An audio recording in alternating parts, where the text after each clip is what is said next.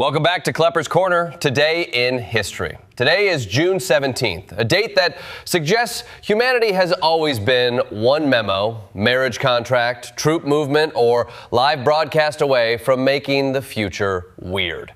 We have emperors policing teachers, dynasties being assembled like cursed furniture, armies learning that victory can still ruin your afternoon, and modern politics discovering that the cover-up is often the only part with a budget.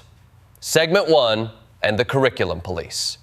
Before the internet, controlling a culture meant controlling the classroom, the library, and when subtlety failed, the bonfire.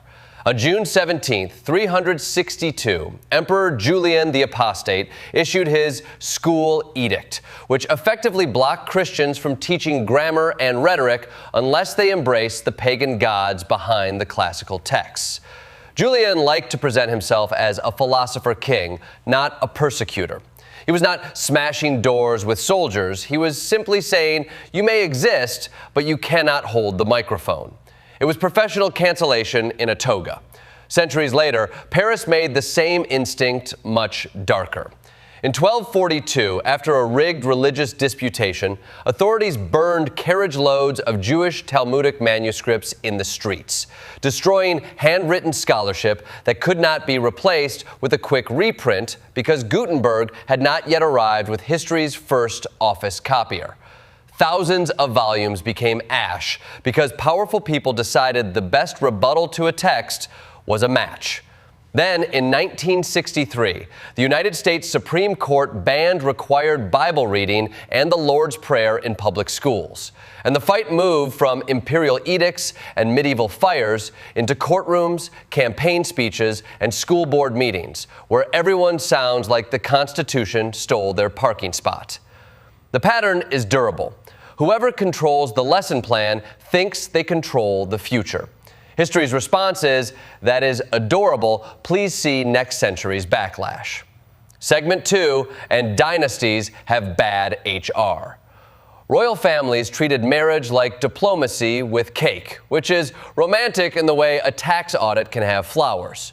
On June 17, 1128, Empress Matilda married Geoffrey of Anjou after the White Ship disaster left King Henry I of England without a legitimate son, and with a succession crisis large enough to frighten a castle.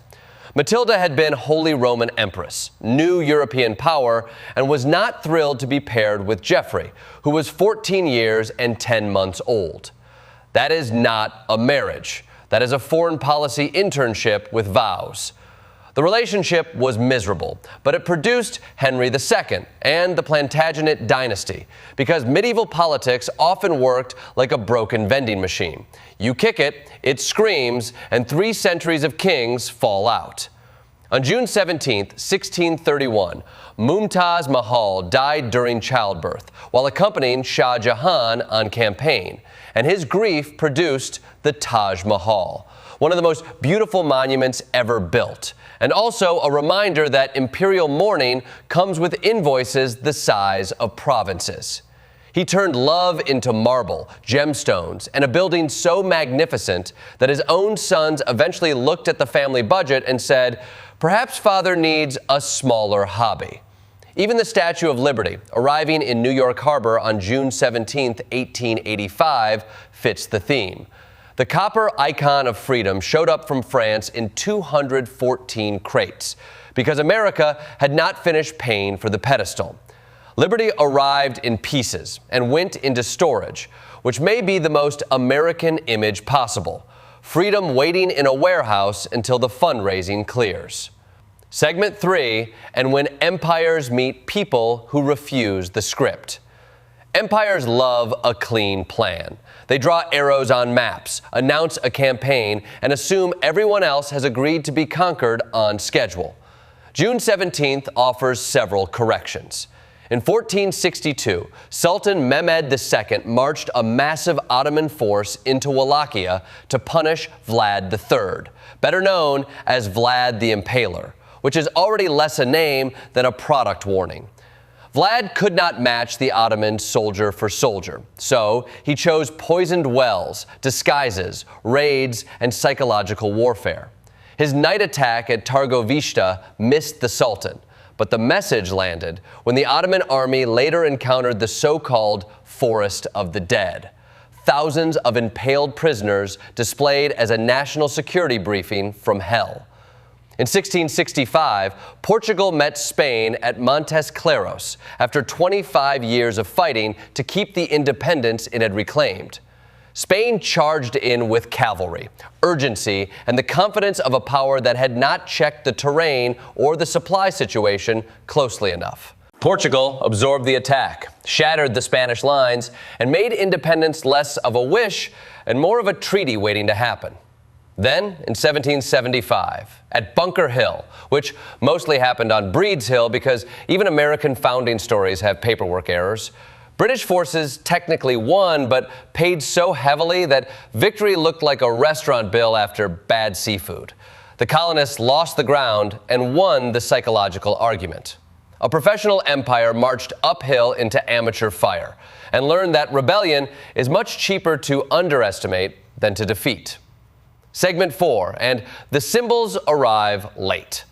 Some historical symbols arrive cleanly. Most show up late, mislabeled, underfunded, or narrated by someone who barely got to participate.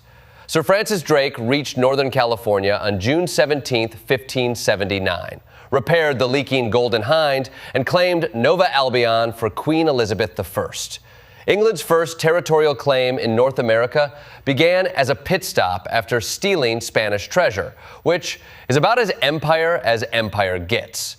The English also misunderstood Coast Miwok morning rituals as worship because explorers had an astonishing ability to see people crying and conclude, yes, they must think I am divine. That is not discovery. That is narcissism with a compass. In 1928, Amelia Earhart crossed the Atlantic aboard the Friendship and became an instant celebrity. Even though Wilmer Stoltz did the flying, and Earhart later admitted she was basically baggage, like a sack of potatoes. But media mythology loves a clean symbol more than a messy fact. The flight still mattered because fame gave Earhart the resources to later prove herself on her own terms. But the first headline arrived before the achievement fully did. The Statue of Liberty pulled the same trick in 1885 and reached America as a glorious monument to freedom, then sat in crates because the pedestal was unfinished. Yet that embarrassment became part of the meaning because ordinary people helped fund the base through small donations. History pretends symbols arrive with torches raised and theme music playing. Usually, they arrive dented, misread, and waiting for someone to find the instructions. Segment 5, and the camera finds the crisis. The modern era did not invent disaster, but it did invent the ability to watch disaster live while pretending that watching counts as understanding. On June 17, 1932, the Senate rejected the bonus Army bill, denying early payment to desperate World War I veterans gathered in Washington during the Great Depression. These were men the country had sent to war, then told to wait 13 more years for promised money while hunger operated on a much shorter schedule. Their camps became a national embarrassment for President Herbert Hoover because nothing says stable republic like veterans building shanty towns near the Capitol while officials ask whether poverty has filed the proper forms. In 1939, France held its last public execution, the beheading of Eugen Weidmann, and the crowd behaved so grotesquely that the government finally noticed public morality should not look like a street festival for psychopaths. Spectators filmed, photographed, and turned death into content, a phrase that should have terrified us before it became a business model. Then, June 17, 1971, gave us President Richard Nixon, declaring the war on drugs, treating addiction as an enemy army instead of a public health crisis. 1 year later, the Watergate burglars were arrested after taping a door latch, proving the presidency can be threatened by men who understand espionage but not doors. By 1994, the O.J. Simpson Bronco chase turned criminal suspicion into live national programming, a slow-speed pursuit that interrupted the NBA Finals and made America ask whether it was a republic, a witness, or just the audience holding the remote. In conclusion, June 17th gives us a familiar operating manual.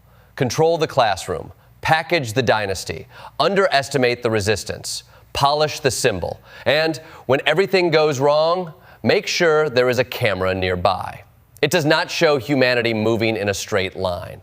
It shows us circling the same problems with better costumes, sharper weapons, bigger monuments, and higher definition footage. Progress, apparently, is when the crisis gets a cleaner broadcast.